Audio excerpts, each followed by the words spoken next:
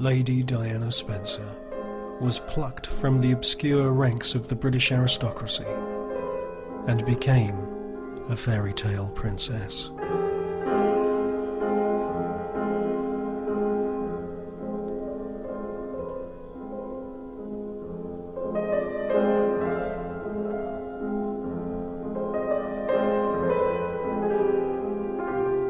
Then suddenly, in August 1997, Diana's life came to an end. The world stood still as news of Diana's car crash reverberated around the world's media. But what the official history books will not tell you is that on the very day of that fateful crash in Paris, rumours circulated that Diana had been assassinated by British military intelligence or the American CIA.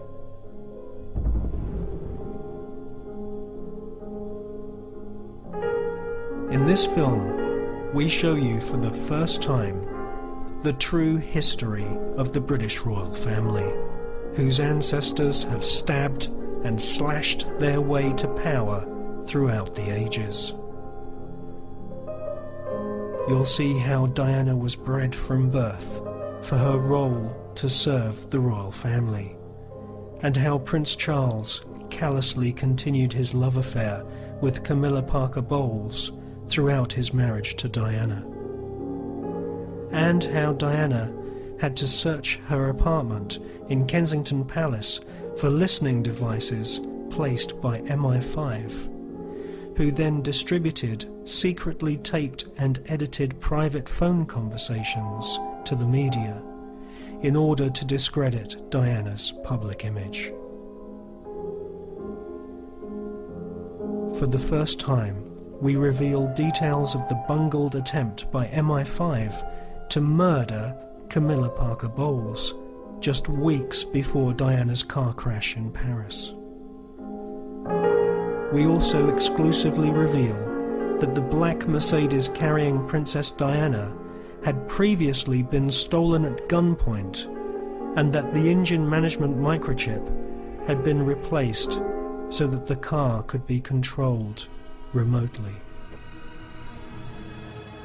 We also interview the authors of a new book, Diana: The Hidden Evidence, which reveals that MI5 and MI6 officers had advance warning of the crash which killed Princess Diana, her companion Dodi Al-Fayed, and the driver Henri Paul. Join us now on a quest for the truth and find out how Diana, Princess of Wales, was murdered by the monarchy.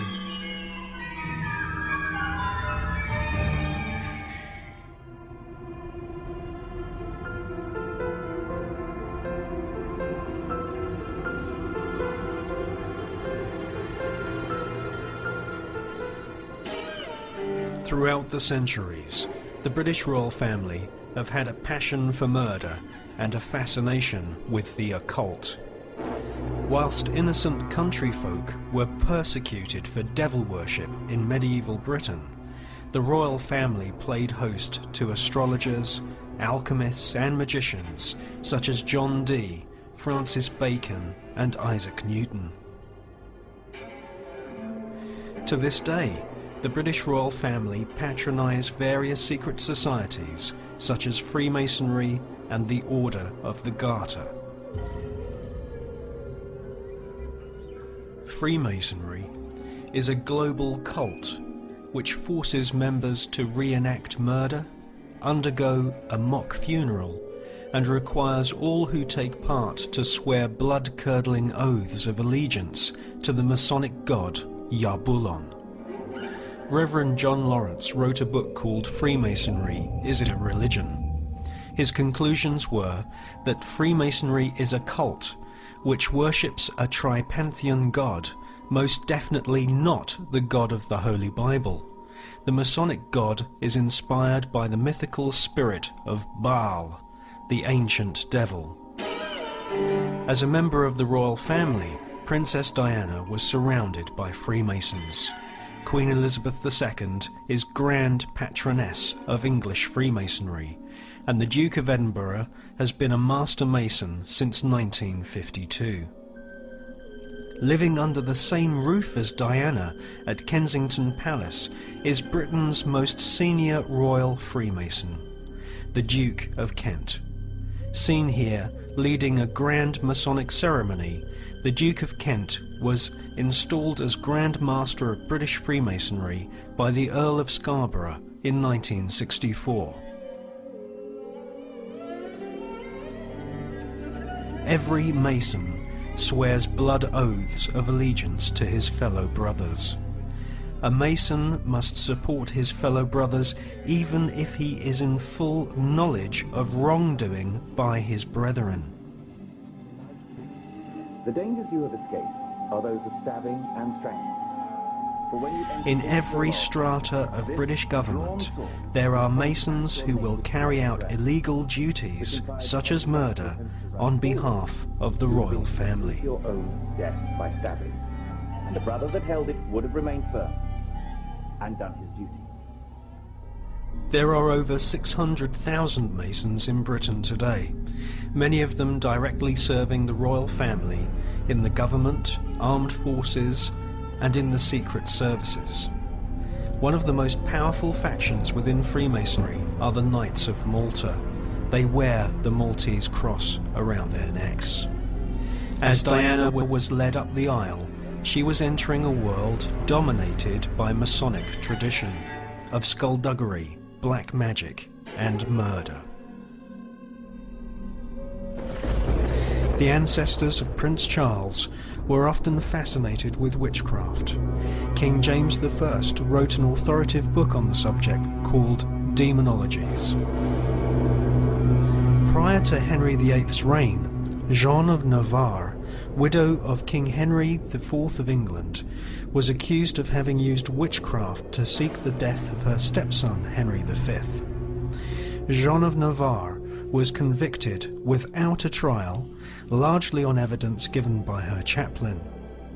Some historians have suggested that Jeanne of Navarre was a member of a well-organized coven of witches based in the heart of the British royal family.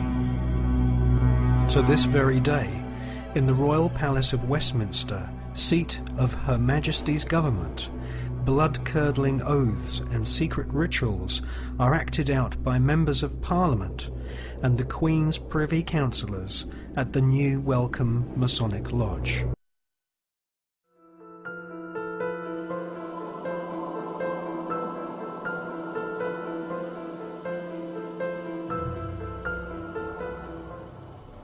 This is London. Following bulletin was issued at 9:25. The King's life is moving peacefully towards its close. Well, I'll give you one example of how there's one law for the poor and no law for the rich, especially the royal family. Back in the late 1930s, the old King George, in his Jubilee year, he was very ill.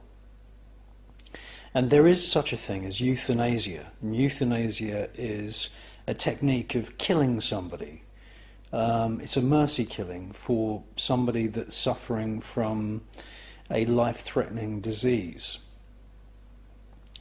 And it's completely illegal in the United Kingdom if you were to kill somebody, you know, who requested that they wanted to die before some painful disease took hold of them. You would go to prison for murder, or at the very least you'd go to prison for manslaughter. The Queen asked Lord Dawson of Penn, the royal physician, to perform euthanasia, in other words, to kill the king before his illness took its natural course. Lord Dawson of Penn took a menu card and wrote a bulletin that was circulated to the BBC, which said that the king is naturally coming to the end of his life. That was an absolute, utter lie. What happened is that Lord Dawson of Penn filled 2 syringes, one syringe full of cocaine, and the other syringe was full of morphine, which is an opium. Morphine is very, very similar to heroin. And amazingly, instructed the nurse to inject King George with these 2 syringes into his jugular vein. The nurse refused. So Lord Dawson of Penn took these syringes and injected the king himself. Now this act of euthanasia, which is completely illegal within the United Kingdom, was timed so that the king was killed so that it would be announced in time for the morning papers the next day. And if any of us were to do that within the borders of the United Kingdom, we would be arrested and imprisoned for murder or manslaughter. And that's a good example of how there is one law for the poor and no law for the rich.